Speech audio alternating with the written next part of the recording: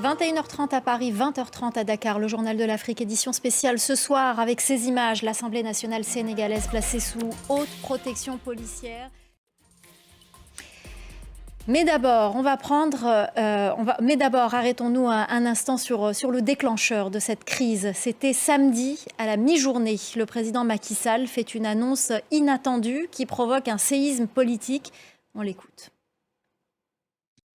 On va s'arrêter un instant sur cette annonce, Assane Diop, sur le fond d'abord. C'était pas très clair en fait. Oui. C'est pas direct.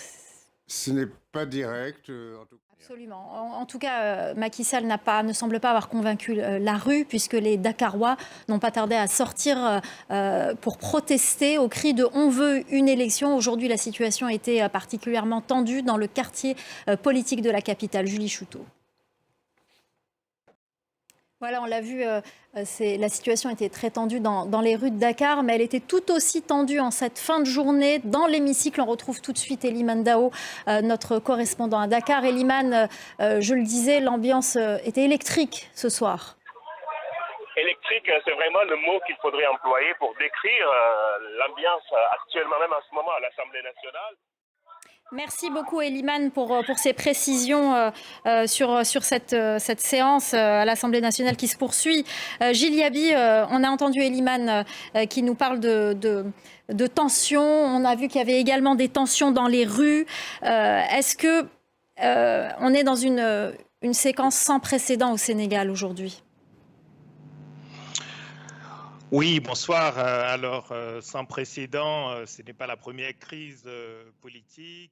Sur le plan technique, effectivement, Gilles a raison, sans doute, mais je pense qu'il y a quand même une surinterprétation. Est-ce que d'un point de vue politique, finalement, Macky Sall, ou du moins la situation actuelle politique au Sénégal, ne donnait pas lieu à des interrogations ? Est-ce qu'il n'y a pas de bonnes raisons, finalement, de s'interroger sur la solidité de ce scrutin ? Ouais. Non, mais je suis à peu près d'accord avec ce qui vient d'être dit par... Justement, on va parler de cette démocratie. On ne cesse de répéter que le Sénégal est un des rares pays du continent à ne pas avoir connu de coup d'État, mais il y a un mais. Si les coups de force n'ont pas eu lieu après le scrutin, ils ont souvent eu lieu avant. Ce n'est pas la première fois dans l'histoire du pays que des candidats challengers de l'opposition soient éliminés, écartés avant le scrutin. On voit ça avec Laurent Berstécher. Voilà, Assane Diop, on a vu que ce n'est pas la première fois qu'il y a ce genre de pratique, que des candidats, challengers, des opposants qui sont soutenus par une partie de la jeunesse, de la population, soient écartés.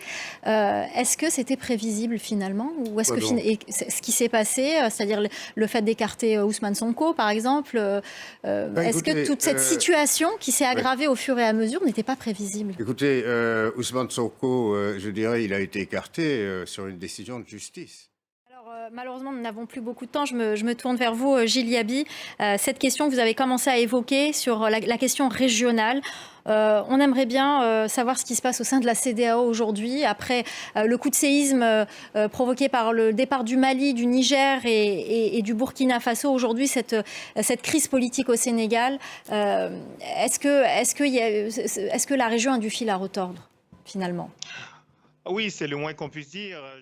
Merci beaucoup Gilles Yabi, merci à Assane Diop, merci à Stéphane Ballong. C'est la fin de cette édition spéciale du Journal de l'Afrique. Restez avec nous, l'info continue sur France 24.